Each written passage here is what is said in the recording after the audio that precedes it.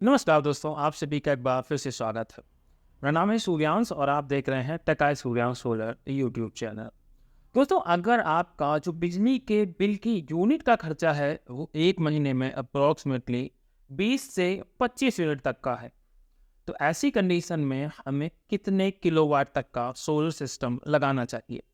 आज के इस वीडियो में मैं आपको यही पूरा डिटेल के साथ बताने वाला हूँ कि जो सोलर सिस्टम है उसकी कॉस्ट, टोटल कॉस्ट क्या आएगी, उसमें जो भी इक्विपमेंट लगते हैं, हमारा सोलर पैनल हो, सोलर बैटरी हो, इन्वर्टर हो, स्ट्रक्चर हो, मतलब ओवरऑल जितने भी खर्चे होते हैं उन सभी खर्चों के इंडिविजुअल प्राइजेस के बारे में बताएंगे। इनसे बैकअप कितना मिलने वाला है और इसकी लाइफ एक्चुअल में कितनी देखने को मिलेगी।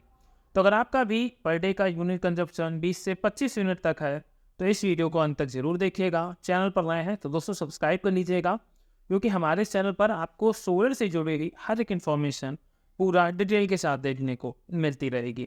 दोस्तों, अगर हम लोग बात करें कि हमें 20 से 25 यूनिट तक का जो पावर जनरेट करने वाला सोलर सिस्टम चाहिए होगा, तो पूरा सोलर सिस्टम में जो सोलर एनर्जी जनरेट होती है वो होती है सोलर पैनल के माध्यम से।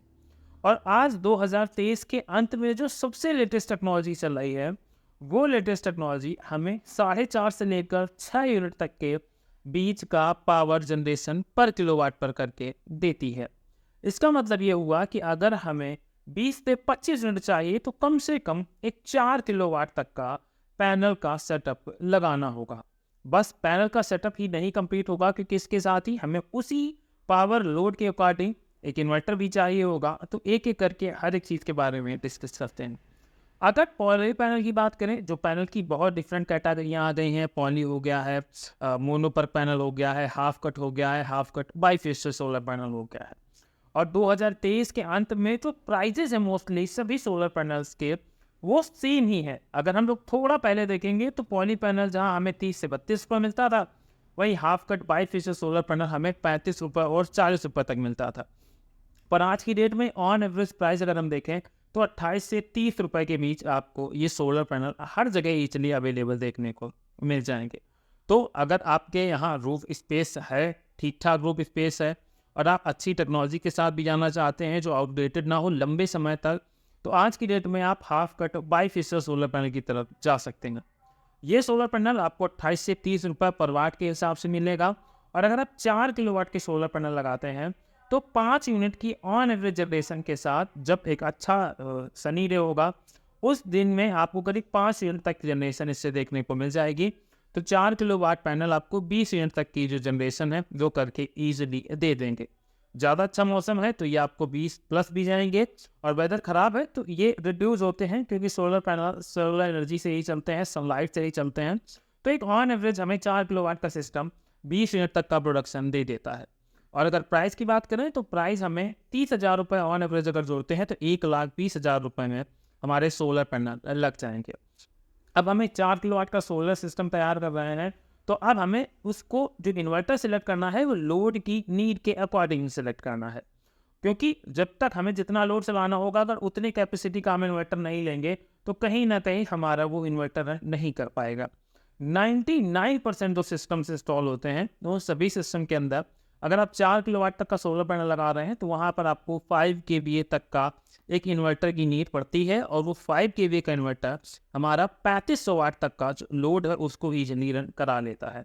इसको अगर हम लोग समझे तो ऐसे समझ सकते हैं कि 1.5 टन तक की AC, उसके अलावा घर के जो भी लोड है, fridge, cooler, TV, washing machine, इस सभी को हम लोग इस इन्वर्टर पर एक साथ ये सारा लोड लिफ्ट करा सकते हैं। 2 HP तक की समरसेबल भी हमारे इस सिस्टम के ऊपर ईजिली रन हो जाती है। तो ये इतने कैपेसिटी का इन्वर्टर आता है। कंपनियां बहुत सारी हैं, ल्यूमिनस है, माइक्रोटेक है, UTL है, मतलब वेरियस ऑप्शन है आपको कंपनियों के। पर जो इन्वर्टर में टेक्नोलॉजी है उसमें भी आपको MPPT और PWM आता है। तो अब PWM बहुत पुरानी बात हो चुकी है, तो हम लोग उसके डिस्कशन बिल्कुल नहीं करेंगे। तो अगर आप 5 kVA का एक MPPT सोलर सिस्टम ले रहे हैं तो उसकी ऑन एवरेज कीमत आपको 50 से 55,000 रुपये तक पड़ जाएगी। और 5 kVA के इन्वर्टर के अंदर आप 5 किलोवाट तक के सोलर पैनल भी इंस्टॉल कर सकते हैं।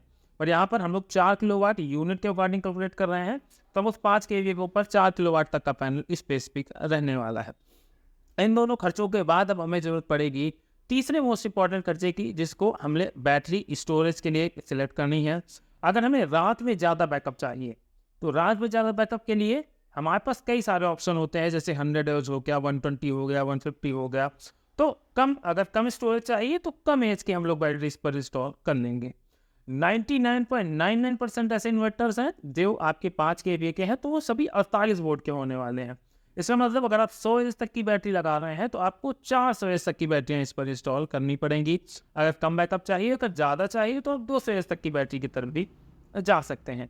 ऑन एवरेज अगर हम लोग बैटरी के प्राइस की बात करें तो 150 एज की बैटरी का प्राइस मार्केट में आपको 14 से 15 हज़ार रुपये तक मिल जाएगा। डिपेंड करेगा कि आप किस ब्रांड की तरफ जा रहे हैं, कितनी वारंटी के साथ जा रहे हैं, तो यही चीज़ें आपके प्राइस को थोड़ा सा अप एंड डाउन फ्लेक्सिबल जरूर करने वाली हैं।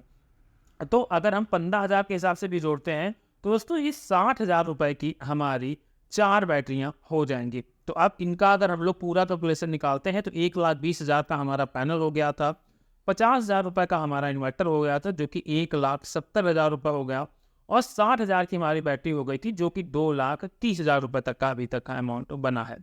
इसके अलावा भी कुछ और खर्चे होते हैं जो बहुत ज़्यादा इंपॉर्टेंट होते हैं। जब भी आप कोई भी सोलर सिस्टम लगवाएं दोस्तों, इन खर्चों को आप कुछ खर्चे जो लोग इग्नोर कर देते हैं, पर मेरी रिकमेंडेशन रहती है कि आप इसको इग्नोर ना करें।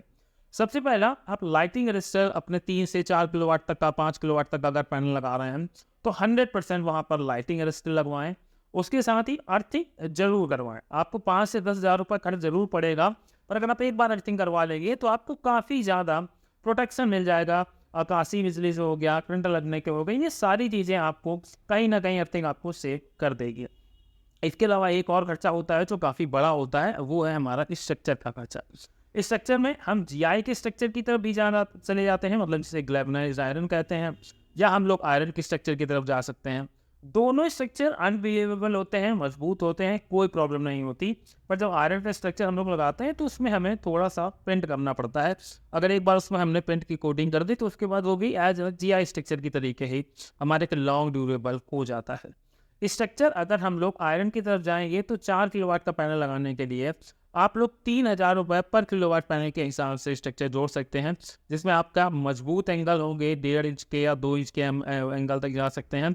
तो करीब 10,000 12,000 रुपये का हमारा स्ट्रक्चर हो जाएगा जाके। इसके अलावा ACDV बॉक्स, DCDV बॉक्स, ऐसे कुछ छोटे मोटे खर्चे और होते हैं।